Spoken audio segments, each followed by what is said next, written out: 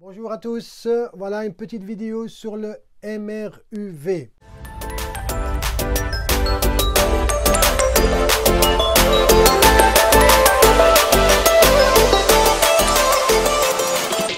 Alors MRUV, mouvement rectiligne uniformément varié. Uniformément varié. Alors qu'est-ce qui va varier dans ce type de mouvement? C'est la vitesse. Donc uniformément varié, c'est la vitesse qui va varier. Alors soit la vitesse va augmenter et on aura affaire à un MRUA. Donc à ce moment-là, le mouvement sera uniformément accéléré, d'accord? Ou soit la vitesse va diminuer et on aura affaire à un MRUD. À ce moment-là, on aura uniformément décéléré, on aura une décélération, d'accord? Donc dans ce cas-ci, la vitesse augmente et dans les MRUD, il s'agit d'un freinage, d'un ralentissement. La vitesse va diminuer. Alors ici, nous allons avoir une accélération qui sera positive. Elle sera dans le même sens que la vitesse. Par contre, dans un MRUD, nous allons avoir une décélération et l'accélération sera donc négative. D'accord? Pour ces deux types de mouvements rectilignes uniformément variés, il y en aura un qui sera accéléré et l'autre qui sera décéléré. D'accord? En ce qui concerne les formules, nous avons ici l'accélération qui intervient. D'accord?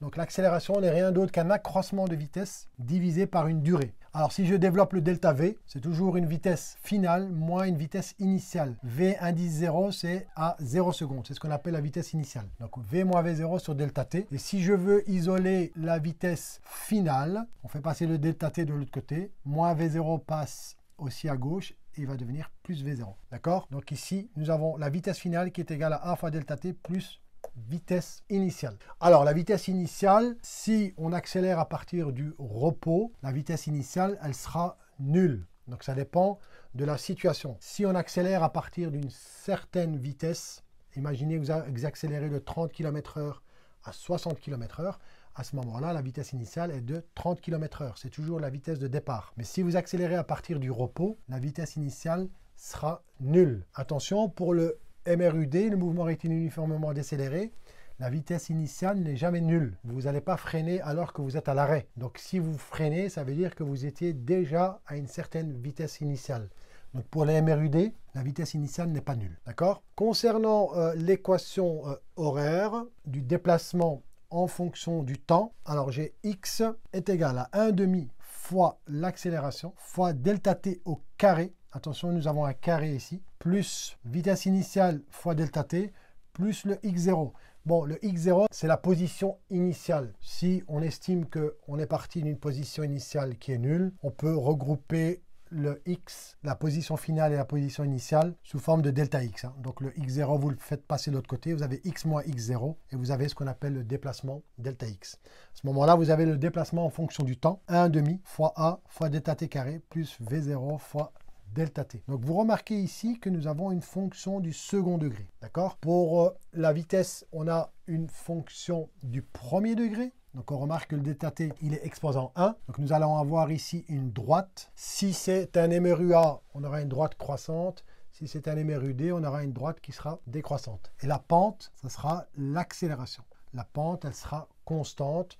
Donc ici, c'est uniformément accéléré ou uniformément décéléré. Donc l'accélération et la décélération, elle est constante. Donc c'est ce qui correspond à la pente de la droite lorsque vous allez représenter la vitesse en fonction du temps. Par contre, le déplacement, lorsque vous allez le représenter en fonction du temps, vous allez avoir une fonction du second degré. Et donc là, ça va vous donner une courbe. Vous n'aurez plus une droite pour le graphique du déplacement, mais vous aurez une courbe étant donné que c'est une fonction du second degré. Alors, si le V0, la vitesse initiale est nulle, dans le cas d'un MRUA, elle peut être nulle, comme j'ai dit tout à l'heure. Dans un MRUD, elle ne peut pas être nulle. Mais si le V0 est nul, la formule sera beaucoup plus simplifiée. Vous n'aurez plus que delta x égale 1/2 fois a fois delta t carré. Alors dans le cas par exemple où vous avez une chute libre, vous avez un objet qui chute librement, à ce moment-là, vous allez avoir votre référentiel qui va changer. Vous n'aurez plus un référentiel qui sera horizontal, mais un référentiel qui sera vertical. Donc le référentiel des positions sera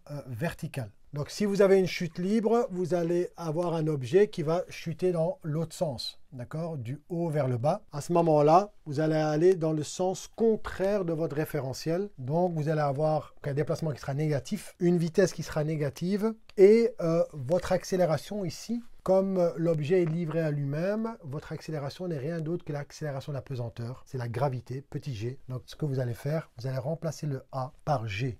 Je rappelle le g sur Terre, il vaut 9,81 mètres par seconde au carré. Mais vous allez avoir un G qui sera négatif. Donc dans une chute libre, la vitesse sera négative, le G, vous allez le prendre négatif, et le déplacement aussi, parce que vous êtes dans le sens contraire, vous allez vers les moins ici, d'accord, du référentiel. Ça, c'est pour une chute libre.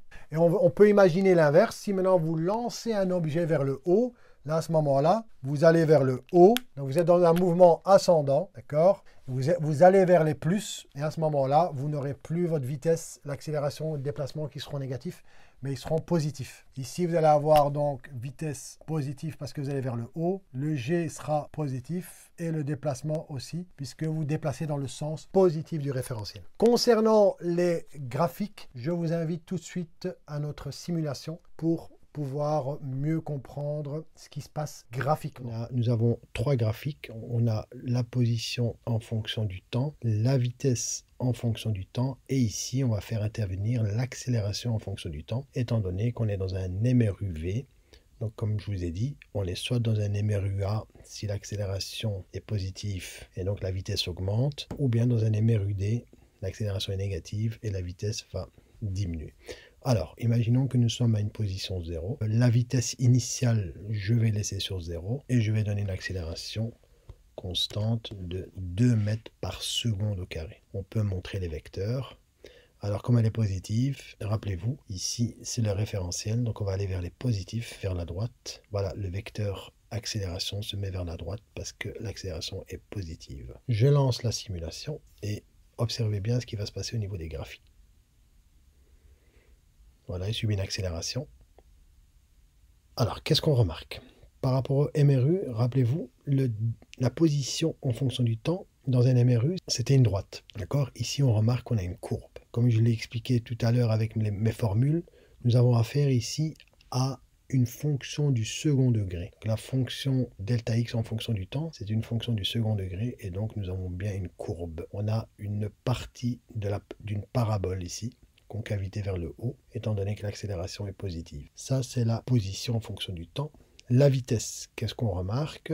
La vitesse initiale était de 0, donc on part de 0, et elle est croissante, donc elle augmente. C'est une fonction du premier degré, comme je l'ai expliqué dans les formules. C'est une droite linéaire qui passe par 0 et croissante. La vitesse ne cesse d'augmenter. Et au niveau de l'accélération, j'avais donné 2 mètres par seconde carré, je suis à 2 mètres par seconde carré et on considère qu'elle est uniformément accélérée, donc c'est une accélération qui est uniforme, qui est constante. D'accord? Donc 3 graphiques. Ici on est dans un MRUA.